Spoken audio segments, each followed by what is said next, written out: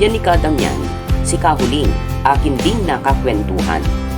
Abay, ang daming ibinahagi, kanya raw nakaranasan. Mga nakalipas sa buhay niya ay naging tanglaw, na ang sabi nga niya ay hindi niya malilimutan.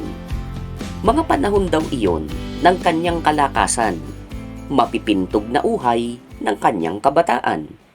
Punong-puno ng hamon, pakikipagsapalaran, maging inspirasyon daw sana ng makatutunghay. Diba sabi nga, makinig ka raw sa may katandaan, sa kanilang sasabihin may magagandang aral, bunga ng karanasan na kanilang mga pinagdaanan, bawat butil ng salita, lantay ng gintong aral.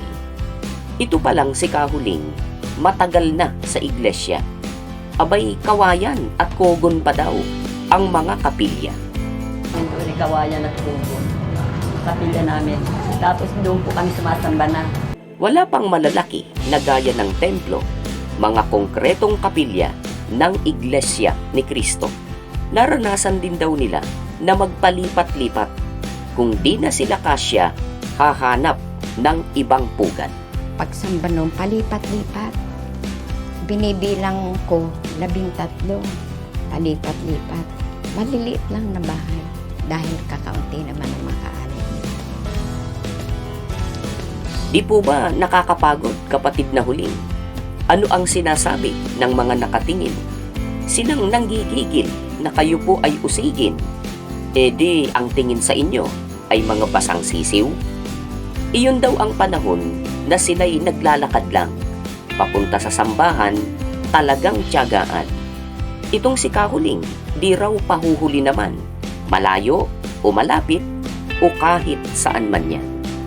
Nung panahon mo namin ng mga awit ko, kung nasa lukan ng maliit pa yung kapilya namin, nilalakad namin ng bahisa, saka yung bagbag, at saka yung banlat.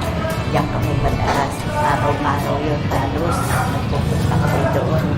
Doon kami nag-ano ng gawain. Nilalakad namin yun hanggang umuwi kami sa nakarating kami rito hanggang alas 12 doon namin kasama namin puro Diakono, Diakonesa yung nagagawa na aming kasama araw-araw po. Santa Mesa, sa Galas. Ang pamamahayag natin more sa labas, sa mga plaza, kamukha ng Moriones, ng Plaza Miranda, sa La Loma. Ang kapatid po, more ng lakad. Iba-ibang lugar daw kanilang nararating. Kasakasama sila sa mga gawain. Maghapon, magdamagan, walang kapaguran. Buong Pilipinas yata kanilang napuntahan. Makasama lamang sa mga pangangaral. Sa season, malano sa Baguio yung Pangasinan. Ang sugo rin hong nagpamahayag doon. Siya na nga siwa gabi. Tangali, nandun na kami. Convoy kami, maraming sasakyan.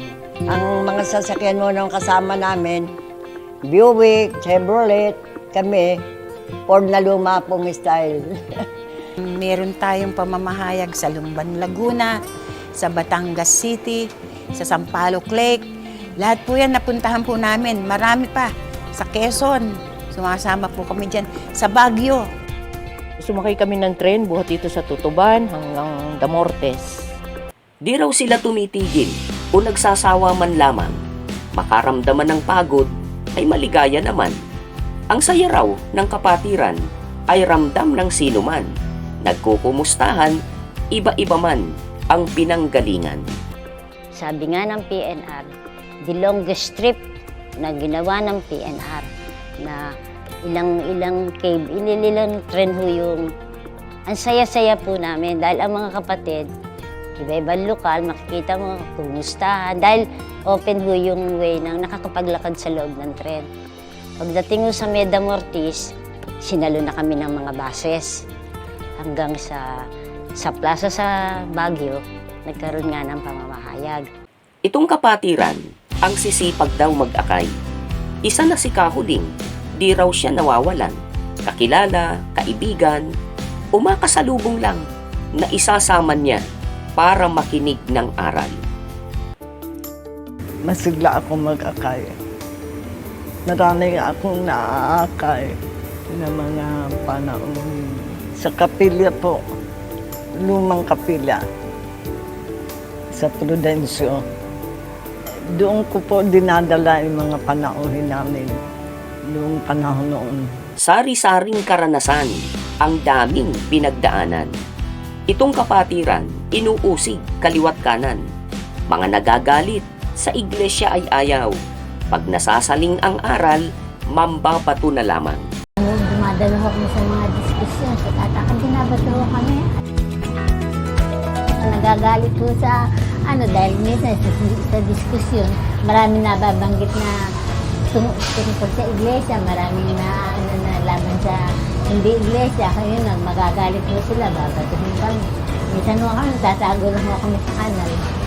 Gaya sa Pandakan, ginato kami ginatito. Tago lang ho kami sa kanal, para hindi kami yung diskusyon na si tatakan ho kami. Kasi siyempre nasasaktan mo sila dahil lumilito yung katotohanan. Ibanghelisasyon, propaganda, pagmimisyon. Ang nagsisimulang iglesia, iyan daw ang nilalayon. Sa panahon daw nila, kahit noong panahon ng Hapon, hindi raw sila napigil, tutukan man ng kanyon. Nakita raw ni Kahuling ang mga pangyayari ng bata niyang mga mata sa Hapon na pang-aapi. Sa panahon ng samba, may bayoneta sa tabi. Nanganib daw ang buhay ng kapatirang INC. May pumasok nga po mga ng anim, may mga bayoneta. Sabi ko na yun, sabi ko lang ng oras na natin. Sabi ko ka mawala ng pag-asa anak, sabi nga nililipas tayo niya anak. Kasi yung nanay ko is adong napakatibay niya. Tibay niya talaga. Yun nga po, tinutukan na nga kami ng bayoneta pero hindi tinuloy. Hindi tinuloy kami silang sa iniwala lang kami. Eh kung tutusin, wala na po kami matagal na. Sabi kong gano'n, talagang siguro binuhay pa kami talaga. Isang pangyayari na di malilimutan. Nitong si Kahuling, kanyang nasaksihan. Pinasok ng Hapon, kanilang sambahan. Pinatitigil sila sa pananambahan.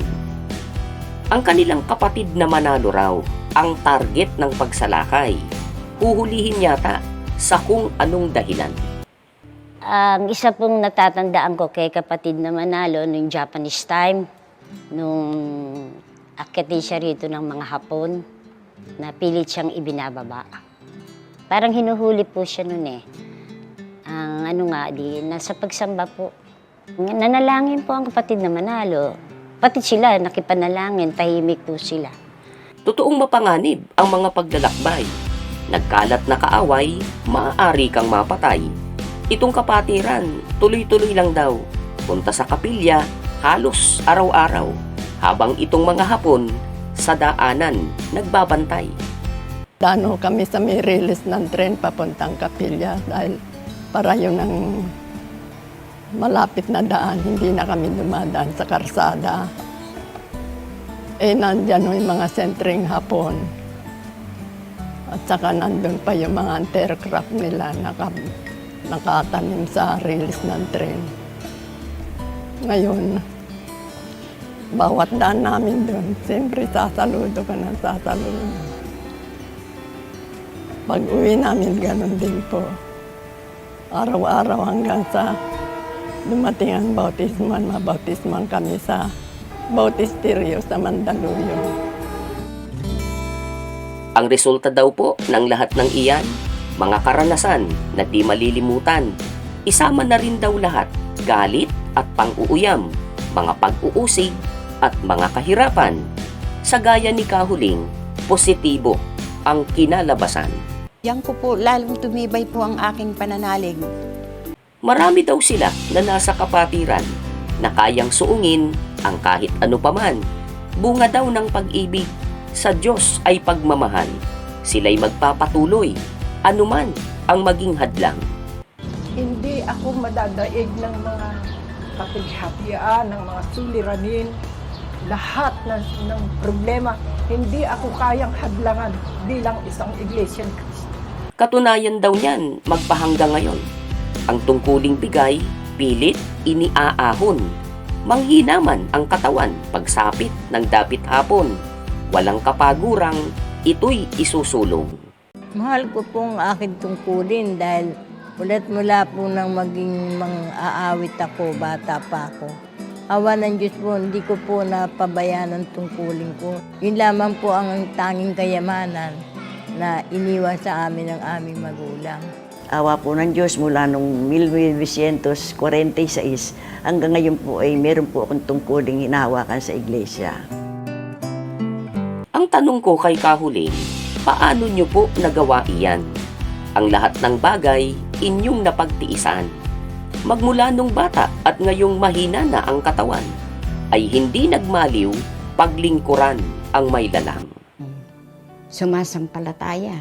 Hindi ako aabot sa ganito kung ang pananampalataya ko alangan. May aral na hatid ang sagot na iyan sa bagong henerasyon nitong kapatiran. Ang pag-asa nyo ba ay ganyan din katibay? Yan daw ang dalangin ni Kahuling sa Amang Banal. O baka naman kaya ikay hahapay-hapay sa pagiging kaanib, walang kabuhay-buhay. Distansya ng sambahan, kaunting hakbang lamang. Panahon ni Kahuling ay lakad na walang humpay. Madali kang madala nitong pang-uupat sa mga pagsubok, ikay bumabagsak. Naririnig mo ba kay Kahuling na pangungusap?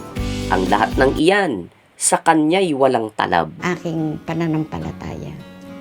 Kaya yung mga nangyayari ngayon na mga pag-uusig sa iglesia, hindi kami naiapektuhan yan. Lalo kaming tumatag, lalo na ako, tumatag, tumibay sa pananampalataya. Dahil may Diyos tayo May Diyos tayo. Mas gusto mong marinig mga kwentong bayan, chismis sa paligid, sa artistang hiwalayan. Nakababad sa internet, sa TV at iba pa, hindi pinalalagpas paboritong Korean nobela. Ang iyong Kahuling, kapag nangungusap na, bukang bibig ay tagubilin at mga paalaala. Nasusuya ka, sabi mo, heto na naman ang drama. Naku naman Lola, narinig ko na yan. Uulitin nyo pa. Pakinggan nyo sila, alamin ang karanasan. Sila na hinubog ng tuwa at kalumbayan. Habang malinaw pa ang kanilang kaisipan at nasasambit pa ang iyong pangalan. Di mo ba napapansin, mga matay malabo na, lalong bumabagal ang hakbang ng mga paa. Mga gusto niyang gawin ay di na magawa pa. Ilang panahon na lamang silang makikita. Huwag pagsasawaan ang kanilang tinig. Aakayin kanila sa Diyos na umiibig. Huwag tatanggihan ang kanilang pahiwatig. Ipamamana nila sa iyo ang gabay na ginamit. Habang natatandaan pa ang mga nagdaan, kilala ka pa nila na kanilang kaulayaw. Pag nagpantay ang paa at pumasok sa libingan, ala-ala na lamang sa kumukupas na larawan. Di mo na maririnig kahit kaunting tinig. Ang mga paghibik, di mo na maririnig. Sa dako pa roon, sila ay sasapit. Natitiyak nila, lagi nilang sinasambit. Dito na ako mamamatay. Aabuti ng kamatayan, sasama kami sa taas. Sasama niya kami ng ating Panginoong Jesucristo. Yun ang amin talagang maliwanag sa amin na naintindihan namin ng aral ng Iglesia ni Cristo. Pagdating ng araw ng paghukom, siguradong maliligtas tayo dahil nagtiis tayo ng lahat na hirap, lahat na sakit.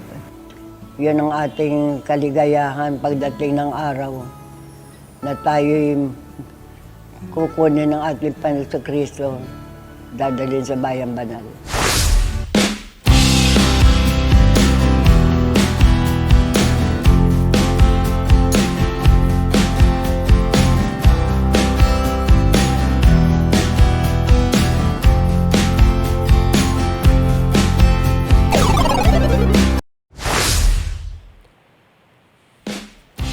Sa kakasaludo ay nangalay ang braso. Bati, kaliwat kanan. Konnichiwa, tumuyo. Tanong daw ng hapon, doko ni ikuno. Sagot daw ni Kahuling, sambako, sambako. May mga hapon naman daw na sadyang mababait. Huwag mo lang hihiramin ang kanilang bayonet. Sabi daw ng isa, watashi tachi wa anato no tomodachi desu. Sagot daw ni Kahuling, sambako, sambako.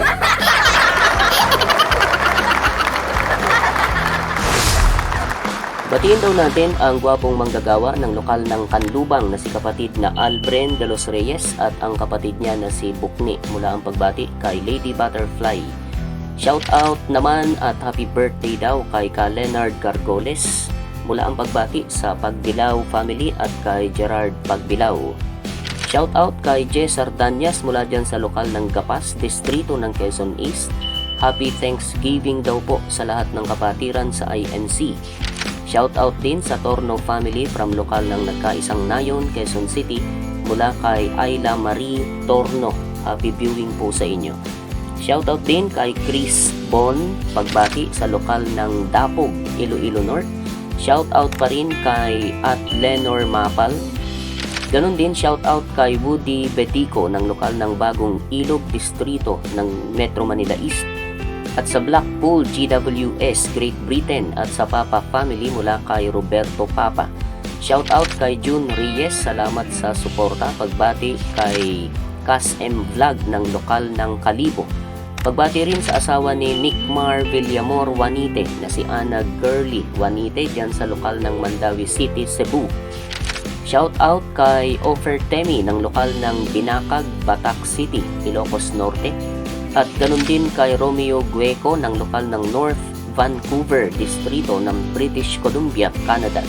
Shoutout din kay Alfredo Pokis, ganun din ang pamilya Flora ng Dingalan at Tilasag, Aurora. At shoutout din natin ang lokal ng Santa Ines, Bacolor, distrito ng Pampanga West. Muli po ay salamat ng marami sa inyong lahat. God bless po mga kababayan.